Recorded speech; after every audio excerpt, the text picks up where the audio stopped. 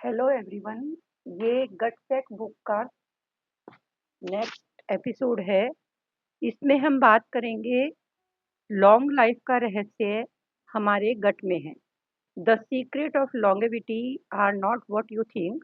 आई mean actually हम लंबी और हेल्दी लाइफ जीने के लिए जो भी कारण जानते थे उनको हमने गलत समझा था। यानी लंबी और स्वस्थ लाइफ के लिए जो भी फैक्टर्स हैं उनकी सही समझ हम लोग डेवलप नहीं कर पाए हैं।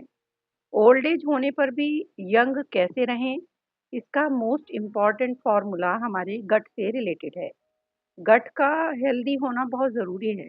जो लोग 100 साल या उससे भी ज़्यादा जी पाते हैं उनकी गट हेल्थ को दूसरे लोगों की तुलना में बेहतर पाया गया है।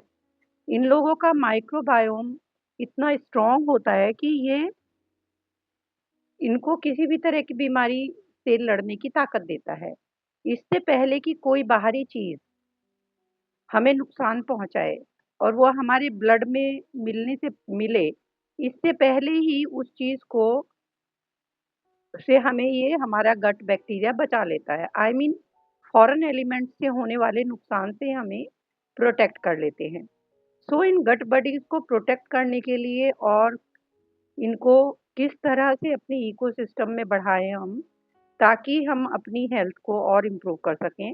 इसके लिए कौन कौन से खाना हमें खाना चाहिए, चूज करना चाहिए, ताकि हमारा इनर इकोसिस्टम मजबूत बन सके। सबसे पहले लेते हैं चीज। चीज ऐसा माना जाता है कि फ्रांस में लोग चीज बहुत ज्यादा खाते हैं, लेकिन उसमें तो हार्ट डिजीज और मोटापा उन लोगों में नहीं होता। और सेम बात ब्लू जोन के लोगों पर भी अप्लाई होती है। ब्लू जोन के लोगों की भी उम्र काफी ज्यादा होती है, लो मोर्टेलिटी रेट होता है। हालांकि डॉक्टर्स के अकॉर्डिंग सैचुरेटेड फैट खाने से मरने का खतरा बढ़ जाता है। तो इन लोगों के चीज में ऐसा क्या अंतर है, क्या डिफरेंस है जो इनको नुकसान नहीं करता? So here it is. ये लोग जो चीज खाते हैं वो शीप मिल्क से बना होता है। ये लोग शीप मिल्क से बना हुआ चीज और योगर्ट डेली खाते हैं। इन लोगों को हार्ट की कोई बीमारी नहीं होती। वो इसलिए क्योंकि ये एक स्पेशल सैचुरेटेड फैट है जिसमें मीडियम चेन ट्राइग्लिसराइड्स एमसीटीज होते हैं। शीप, गॉट, वाटर बफेलो वाले मिल्क में 30% तक एमसीटीज होते हैं, यानी मीडियम चेन ट्राइग्लिसराइड। और एमसीटीज जो हैं वो एक पावरफुल माइटोकॉन्ड्रिया अनकपलर का काम करते हैं। माइटोकॉन्ड्रिया अनकपलिंग के बारे में मैंने पहली इसी बुक के प्रीवियस एपिसोड्स में बताया है। आप वहाँ पर इसके बारे में जान सकते हैं। माइटोकॉन्ड्रिया अनकपलिंग कैसे हमें यंग रखने में हेल्प करती है। एंड इवन शीप, गॉट और वाटर बफेलो के मिल्क में एडिशनल अनकपलिंग कंपाउंड होता है जिसे बोलते हैं milk fat globule membrane, MFGMS, जिस जो सराउंड करता है फैट को in these milk and make the soluble. इससे वेट लॉस होता है और ये इंसुलिन रेजिस्टेंस भी है। इससे भी ज़्यादा इंटरेस्टिंग फैक्ट ये है कि ये लोग चीज़ को फर्मेंट करके खाते हैं। पुराना चीज़ यानी एज्ड चीज़ जो गट वॉल को प्रोटेक्ट करता है। ये पॉलीअमाइन की वजह से होता है। compounds that help modulate the immune response and protect the gut wall. पॉलीएमाइंस भी माइटोकॉन्ड्रियल अनकपलर है। पॉलीएमाइंस इंटेस्टिनल एल्कलाइन फॉस्फेट की एक्टिविटी को बढ़ा देते हैं, आईएपी को बढ़ा देते हैं, intestinal alkaline phosphate, which break down lipopolysaccharides. LPS में टूटता है so they can no longer cause us harm, जिससे हमें नुकसान नहीं होता। फर्मेंटेड चीज में ये बहुत ज्यादा मात्रा में होते हैं। I mean fermented cheese stimulate the gut to produce more IAP, intestinal alkaline phosphate बढ़ा देता है, प्रोड्यूस करता है। ये कार्डियोवैस्कुलर हेल्थ को प्रोटेक्ट करते हैं। इवन जिन लोगों को मिल्क के लैक्टोज से एलर्जी भी होती है। उनमें भी इस फर्मेंटेशन की वजह से मिल्क में से लैक्टोज खत्म हो जाता है, लैक्टोज फ्री हो जाता है और वो उन लोगों को नुकसान नहीं देता।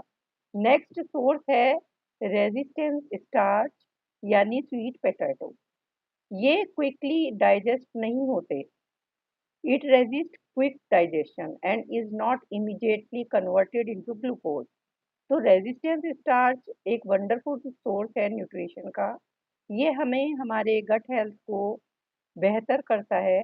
इससे गट बडीज मल्टीप्लाई करते हैं and produce large amount of SCFA। SCFA means short chain fatty acid के प्रोड्यूस करते हैं। हमारा डाइजेशन इम्प्रूव होता है, गट की म्यूकस लाइनिंग इम्प्रूव होती है और शुगर लेवल भी बढ़ता नहीं है। इसका बेस्ट सोर्स है पर्पल पोटैटो।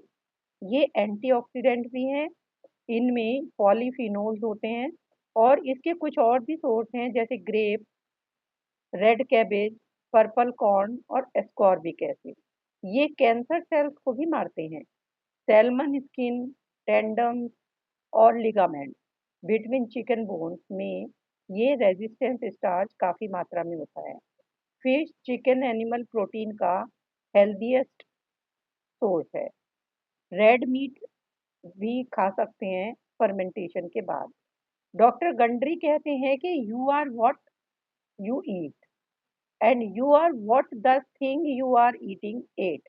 यानी आप वो होते हैं जो आप खाते हैं और दूसरी चीज़ है कि आप जो भी खा रहे हैं उसने क्या खाया है वो भी बहुत ज़रूरी है। यानी कि जैसे जो एनिमल्स हैं उन्होंने क्या खाया है। जो लोग रोज़मेरी खाते हैं वो अपने पालतू जानवरों को भी वही खिलाते हैं। अल्टीमेटली वो उसको कंज्यूम करते हैं। इसी तरह से पालतू जानवरों को लोकल ग्रीन हर्ब्स खिलाते हैं। जब वो उसके मीट को फर्मेंट करते हैं तो वो काफ़ी दिनों तक खराब नहीं होता। कुछ और भी फैक्टर्स हैं लाइक मेलाटोनिन जो हमारी नींद को इंड्यूस करता है, लेकिन ये एक एंटीऑक्सीडेंट भी है जो माइटोकॉन्ड्रिया को प्रोटेक्ट करता है। It is made in the brain from amino acid tryptophan and is also a precursor of many important neurotransmitters। ये प्लांट्स के डिफरेंट कंपाउंड्स में जैसे कि लीव्स, स्टेम, रूट, फ्रूट और सीड में भी रहता है।